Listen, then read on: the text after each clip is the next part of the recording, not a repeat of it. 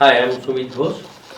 ছবি তোলা প্রচুর ইচ্ছা ছিল, তো অনেক চেষ্টা করি কিন্তু সেরকমভাবে ছবি তুলতে পারি না।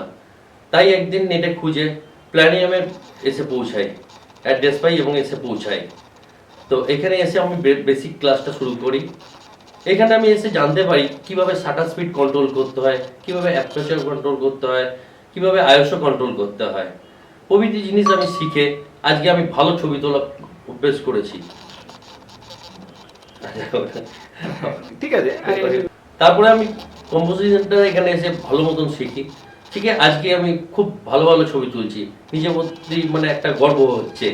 আজকে হয়তো আমার কাছে খুব ইচ্ছাটা কম ছিল, কিন্তু আজকে এখান থেকে আমি কোর্সটা করে আমার আজকে ছবি তোলার স্বপ্নটা পূরণ হয়েছে।